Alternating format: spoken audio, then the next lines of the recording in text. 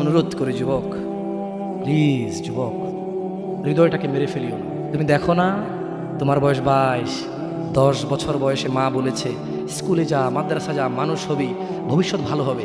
তুমি শোনোনি cricket, football, cinema, নাটক, কোথায় বিয়ে, কোথায় গায়ে হলুদ, গান বাজনা বাজিয়ে তোমার জীবন কাটাই দিছো। যুবক দেখো, 22 বছর বয়সে তুমি মূর্খ। তোমার পাশের বন্ধু পাইলট স্কুলে পড়ে, হ্যাঁ 10টা টিউশনি পড়ায়, 30,000 টাকাও কামায়। হ্যাঁ, তুমি যাকে বিয়ের প্রস্তাব দিচ্ছ কেউ রাজি নাই, ওর জন্য 5টা ঘর আসে, ওর মা বলছে এখনো ছোট, আরো পড়াশোনা করুক, আর তুমি বিয়ের জন্য হন্য হয়ে খুঁজতেছো। কোনো রিক্সাওয়ালা তোমাকে মেয়ে দিতে রাজি? তুমি দেখো 10 বছর 15 বছর বয়সে যদি মায়ের ওই কথা মেনে নিতা, তাহলে তুমি আজকে উপকৃত থাকতা। আমি জামশেদ মজুমদার 27 বছর বয়সে এসে তোমাকে বলছি তুমি গান বাজনা ছেড়ে দাও। ইনশাআল্লাহ 60 বছর পরে মারা গেলে, 30 বছর পরে মারা গেলে, 70 বছর পরে মারা গেলে ওই উপকৃত হবা। আর তা না হলে এই গান বাজনার সাথে তুমি তোমাকে ধ্বংস করে দিচ্ছ। যেদিন নিঃশ্বাস বন্ধ হয়ে যাবে সেদিন হলেও বুঝবা, বুঝতে তোমাকে হবেই। জমিনের উপরে বোঝো অথবা জমিনের নিচে বোঝো, বুঝতে তুমি হবে। শোনো, আল্লাহ কোনো কিছু বলেছে আর তুমি বুঝবা না, আহা হা, পার পাওয়া যাবে না। তবে তোমাকে বলি, যা করেছো করেছো, যা গান বাজনা শুনেছো শুনেছো, এবার আল্লাহকে ভয় করে সব ছেড়ে ইস্তেগফার করো, বলো আল্লাহ আমাকে ক্ষমা করেন, আমার এই 2 কানে গলিত সীসা ঢালিয়েন না ইয়া আল্লাহ। ছিলাম কিন্তু আমি উপলব্ধি করতে পারিনি, ইয়া আল্লাহ আজকে আমি উপলব্ধি করছি। আল্লাহ আমি আর কখনো বাদ্যযন্ত্র দিয়ে নিজেকে আনন্দিত করব না। এই হারাম যা আপনার এত আপনাকে রাগান্বিত করে, আমি আর কোনোদিন এই হারাম দিয়ে নিজেকে আনন্দিত করব না। আমি অনুরোধ করব, চিটাগং শহরে থাকি বেশি দিন হয় না, তবে কারো বিয়ে হলে আর 2 দিনও ঘুম হয় না, এত পরিমাণ গান বাজনা বাজায়, আল্লাহি হৃদয় ভেঙে যায়। আল্লাহর কসম, কি দিয়ে বুঝে আপনাকে? মন চায় মারামারি করি, মন চায় গালাগালি করি, মন চায় ঝগড়া করি, মন চায় ওর বিয়ে ভেঙে দেই, মন চায় নিজে পুলিশের ওসি হয়ে ওদের সবগুলো বন্ধ করি, মন চায় রাজনৈতিক নেতা হয়ে লাঠিছোটা নিয়ে এদেরকে পিটানো শুরু করি, মন চায় আল্লাহর থেকে অনুমতি আসুক, ওহি বন্ধ হয়ে গেছে, মন চায় আল্লাহ তুমি ওহি পাঠাও, একটাকে গলায় পাড়া দেই কতক্ষণ। মন চায় নিজেকে যদি অনেক জ্ঞানী, অনেক কিছু হতাম, কোথাও গিয়ে যদি বলতাম গান বন্ধ করো, যদি বন্ধ করে দিত, যদি এমন কিছু হতাম, কত কিছু যে মন চায়। তোমার বিবাহ তুমি রামশ্যাম যদুমধুর মতো করে ফেলেছো। যুবক, তুমি কেন কবুল পড়ে বিয়ে পড়ো? আমার তো বুঝে আসে না। বাবা, আপনি কেন আপনার ছেলেকে কবুল পড়িয়ে বিয়ে দিচ্ছেন? আমার বুঝে আসে না।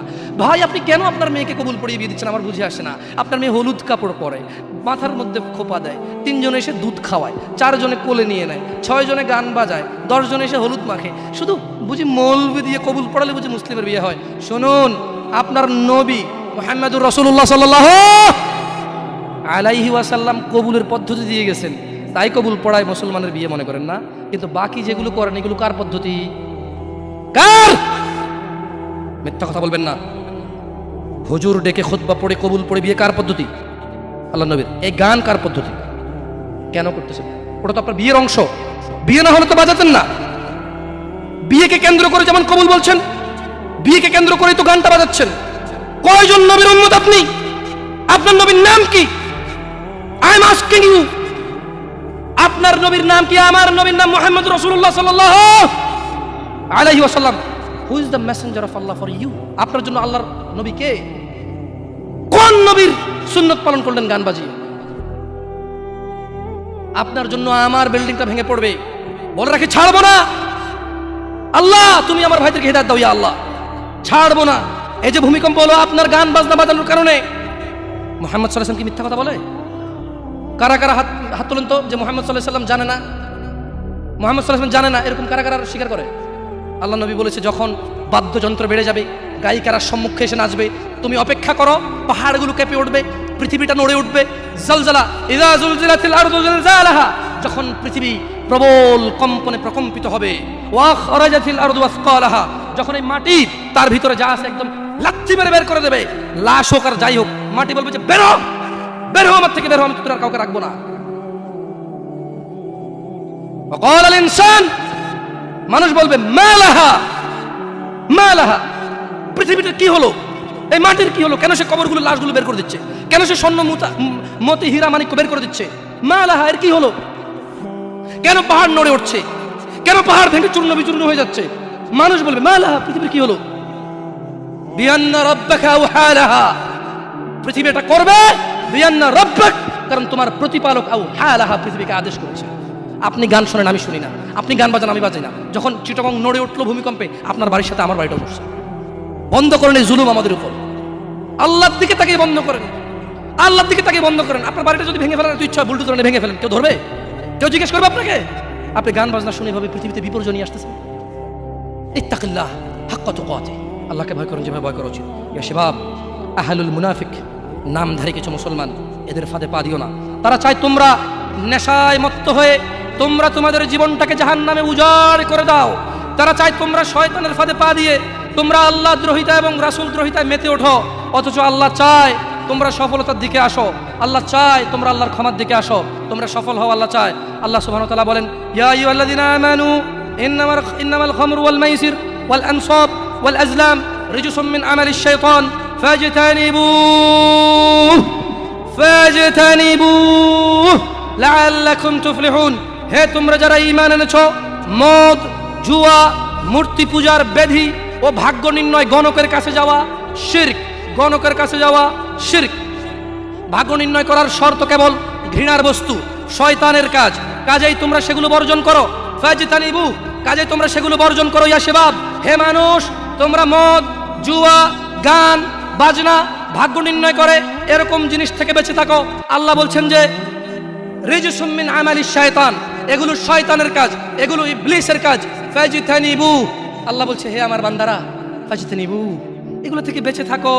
কেন?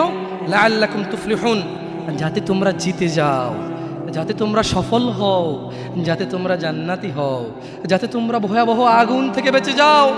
জাহান্নামের আগুন কি? নাযাআতাল লিশশাওয়া, চামড়া খসে দেবে, এটা হচ্ছে জাহান্নামের আগুন। জাহান্নামের আগুন থেকে বাঁচার দরকার আছে না নাই? এইভাবে এলোমেলো চলাফেরায় শুক্রবারের নামাজে গিয়ে বাকি সব বাদ দিয়ে নামাজও পড়বো, শুধু খাবো। আরে বাস্তবতা এমন, এখনকার ঘুষখোররা বলে যে শুনেন 3 লাখের নিচে হবে না, আপনাকে বুঝতে পারতেছি না, জোরের টাইম চলে যাচ্ছে, দিলে দিন না দিলে যায় নামাজ যাই। বড় আশ্চর্য, বড় আশ্চর্য। আরে ভাই, নামাজ আল্লাহর সাথে অপরাধ, ক্ষমাকারী কে? জানা আল্লাহর সাথে অপরাধ, ক্ষমাকারী কে?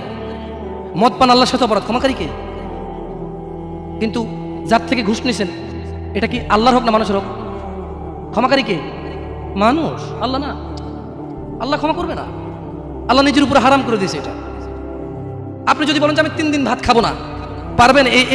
এই ওয়াদার উপর থাকতে পারবেন? নাকি খিদের জ্বালা খেতেই হবে? আল্লাহ এতটাই ক্ষমতাবান, তিনি যদি বলেন যে আমি এটা করবো না, তিনি এটা না করে থাকতে পারেন। অনেকে বলে যে আল্লাহ চাইলে পুরুষেরটাকে মহিলা বানাইতে পারবে। আমরা বলি যে আল্লাহ চাইলে সবই পারবে, কিন্তু আল্লাহ এখানে বলে যে আমি চাইবই না এটা।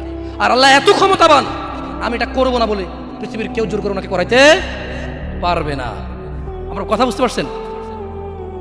এই জন্য মানুষের হক যে নিচ্ছেন আপনারা, আল্লাহ ক্ষমা করবে না। তো প্রশ্ন, আল্লাহ এত ক্ষমতাবান, আল্লাহ ক্ষমার মালিক না আল্লাহ? আল্লাহ এই ক্ষমতাটা তার বান্দাকে ভালোবেসে দিয়ে দিছে। হ্যাঁ বান্দা নে, তোকে দিয়ে দিলাম ইখতিয়ার, আমি আল্লাহ মিথ্যা কথা বলি না। তোর হক যে খাবে, তুই মাফ করলে সে মাফ পাবে, আমি মাফ করবো না। আমি দাখিলি দিব না জায়গায়, কি করবে না? আমি না কি গলাবো না। লা ইলাহা ইল্লাল্লাহ, সুবহানাহু, তিনি পবিত্র। তো তারা চায় তোমরা মদ, জুয়া, নেশায় ব্যতিব্যস্ত হয়ে থাকো। নামধারী মুসলিমরা চায়, মুনাফিকরা চায় এটা। কাফেরদের দোষ দিয়ে লাভ নাই, 90% মুসলমান দেশ, আপনারাই তো বলেন। তা কাফের কি করে এখানে? এখানে মদের আড্ডার মালিক মুসলমান, এখানে গানের আড্ডার মালিক মুসলমান, এখানে ডিস কেবলের মালিক মুসলমান, এখানে মানুষ মারে মুসলমানের কথা, এখানে মানুষ বাঁচায় মুসলমানের কথা, এখানে দুজনে যায় উঠা নিয়ে চলে আসে কাউকে মুসলমানের কথায়, মুসলমানের বাড়ির নিচে মসজিদ, মুসলমানের দোকানের উপরে মসজিদ, মুসলমানের ঘরের পাশে মসজিদ। মুসলমান নামাজ আসে না, কাফের দোষ দিবেন কিভাবে আপনি? সবই তো মুসলমান। তো এরা কি মুসলমান না মুনাফিক? এরা মিথ্যাবাদী। কি আপনার মনে কষ্ট নিচ্ছেন যে আমাদেরকে গালি দিয়ে গেল? ওয়াল্লাহি ওয়াল্লাহি ভুল বুঝিয়েন না। আমি এই কথাগুলো বলে বোঝাতে চাচ্ছি, আপনি যে নামাজ পড়েন না, এটা ছাড়া বিকল্প নাই। আমি বলি না যে আপনি খারাপ জাহান্নামে চলে যাবেন, না। আপনার মালিক কে? তিনি যদি আপনাকে জান্নাত দেয় ক্ষমা করে, কেউ ঠেকাইতে পারবে? কিন্তু মনে রাখবেন, তিনি মিথ্যা কথা বলেন না। তিনি বলে দিয়েছে তিনি কাদেরকে জান্নাত দেবে। উনি পৃথিবী পরিচালনা করেন একটা নিয়ম শৃঙ্খলায়। কিভাবে? একটা নিয়ম শৃঙ্খলায়। বুঝে আসছে না, আসে নাই? যাই হোক, ইবনে আব্বাস রাদিয়াল্লাহু আনহুমার বর্ণনায় রাসূল সাল্লাল্লাহু আলাইহি সাল্লাম বলেন, আল্লাহ তাআলা মদ, জুয়া, তবলা, সারেঙ্গি হারাম করেছেন। তিনি আরও বলেন, নেশাগ্রস্ত করে এমন প্রত্যেক বস্তু হারাম। মুসনাদে আহমদ ও আবু দাউদ এসেছে। এছাড়াও বহু প্রমাণ ও নির্ভরযোগ্য হাদিস রয়েছে যাতে গান, বাদ্যযন্ত্র হারাম ও নাজায়েজ বলা হয়েছে। এই ব্যাপারে বিশেষ সতর্কবাণী রয়েছে ও কঠিন শাস্তির ঘোষণা করা হয়েছে। রাসূলুল্লাহ সাল্লাল্লাহু আলাইহি সাল্লাম বলেছেন, আমার উম্মতের মধ্যে এমন সম্প্রদায় হবে যারা জানা, ব্যভিচার, রেশমি কাপড় ব্যবহার, মদ পান, ও গান বাদ্যকে হালাল করবে। আপনি আপনি আপনি খেয়াল করে দেখেন, আল্লাহ নবী ভবিষ্যৎবাণী দিয়ে গেছে যে আমার উম্মতের মধ্যে এমন কিছু লোক বের হবে যারা দাঁড়িয়ে থাকবে, 60 বছর বয়স হবে, মসজিদের সভাপতি হবে, স্কুলের সভাপতি হবে, অথবা কোনো পতি হইল না, কারো পতি হইল না, এমনি মানুষ ভিক্ষা করে হলো বিয়ে করে গান বাজার ব্যবস্থা করবে। ভিক্ষা করে হলো গান বাজার কি করবে, ব্যবস্থা করবে। নাহলে তাকে বিয়ে হচ্ছে না, নাহলে কি হচ্ছে না, বিয়ে হচ্ছে না। ওয়াল্লাহি যত পোলা তার বিয়েতে গান বাজা, বাবা জীবিত, এই বাবা দায়ী। যদি ওই বাবা বিয়েতে উপস্থিত থাকে, বাবা ছেলেকে ডাইরেক্ট বলবে, শোনো তোমার যৌবন আছে, তোমার ইনকাম আছে, তোমার ক্ষমতা, তুমি গান বাজনা বাজাবা। আমি বাবাকে আল্লাহ ক্ষমতা দিছে, আল্লাহকে আমি রাজি থাকবো না, তোমার বিয়ে হবে না। মেয়েকে বলবেন তোর বিয়ে হবে না, তুই গায়ে হলুদে যাবি। মানে আমি খালি এখান থেকে সরে যাই আর বলবো যে এইটা আমি বিয়েতে থাকবো না, এই বিয়ে হারাম, গান বাজনা বাজতেছে, গায়ে হলুদ হচ্ছে, আমি বিয়েতে থাকবো না, এটা আল্লাহ আমার পাওয়ার দিচ্ছে। তুই মক্কার ইমামে যদি বিয়ে পড়াস আর আমি না রাজি না থাকি, তোর বিয়ে হারাম। বুঝাচ্ছে না, আসে নাই? পোলাই যদি মাইয়ে যদি নিজের পাওয়ার ইস্তেমাল করে, আপনিও নিজের পাওয়ার ইস্তেমাল করেন। বলেন যে কি পাওয়ার দেখাস রে আমার সাথে, আমি তোর বাপ, কি পাওয়ার দেখাস তুই?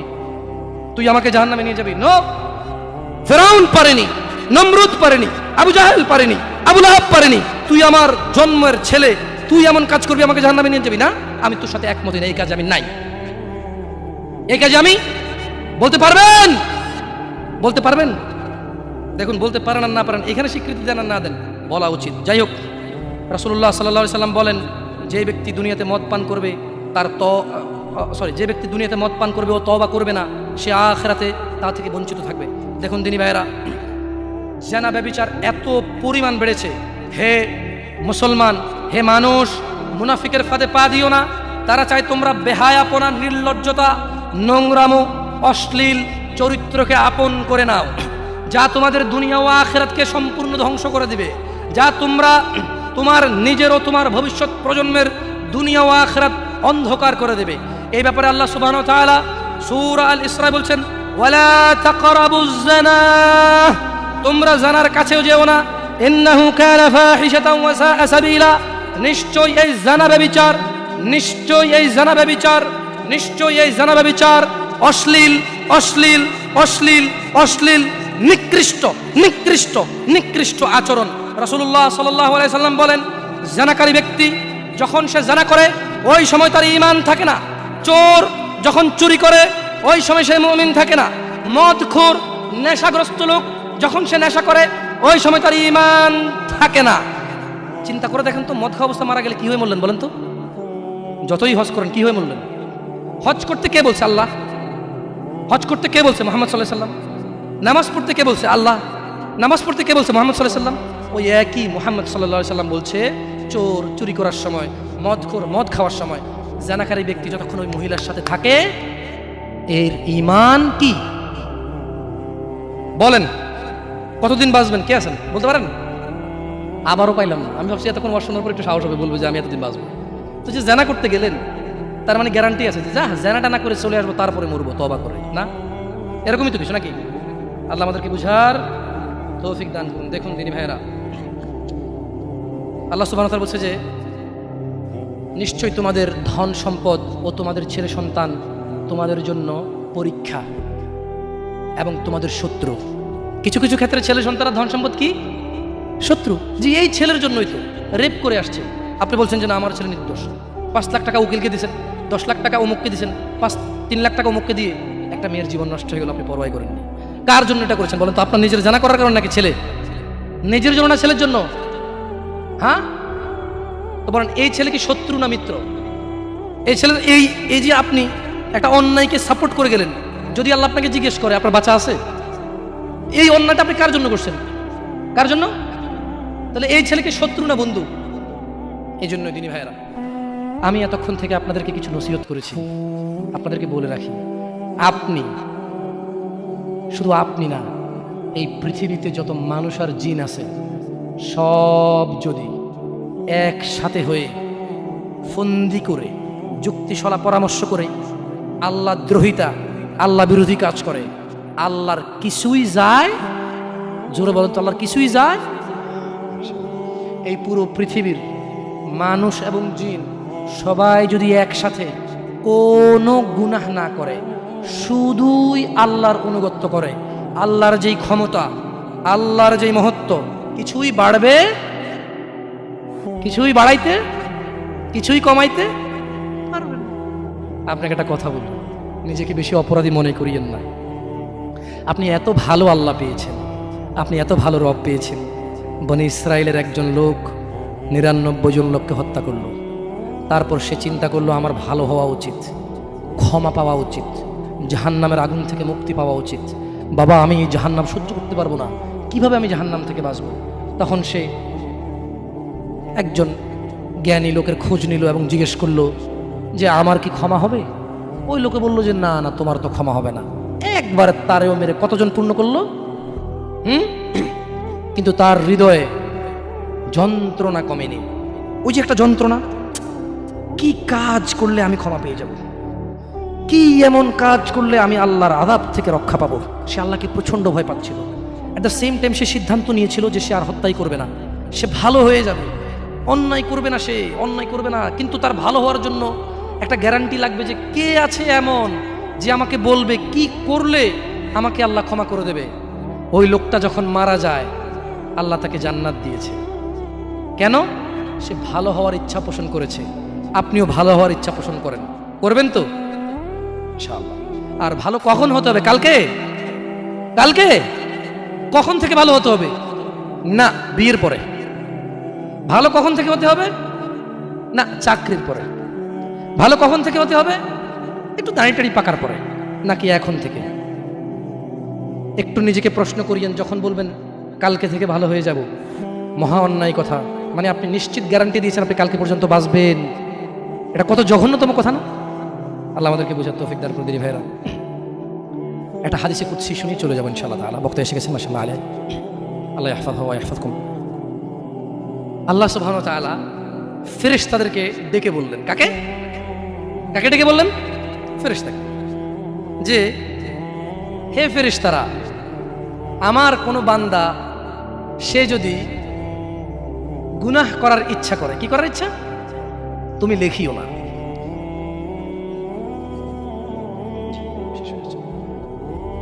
তাহলে ফেরেশতাদেরকে আল্লাহ কি বললেন? আমার কোনো বান্দা গুনাহ করার ইচ্ছা করলে তোমরা তা লেখিও না, যতক্ষণ পর্যন্ত সে না করে।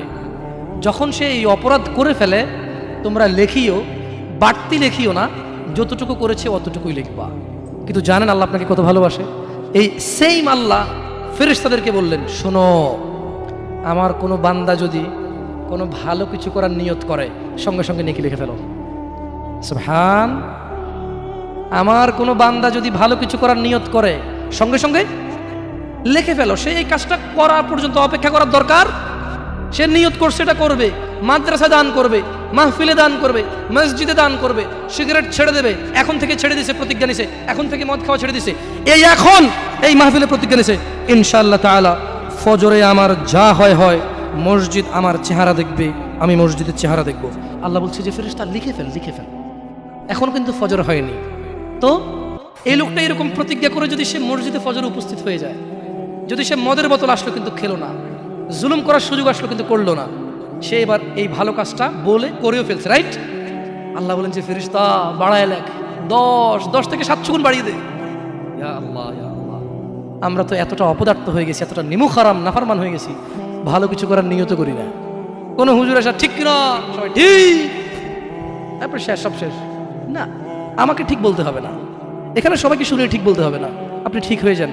আল্লাহ আমাদেরকে বোঝার তৌফিক দান করুন।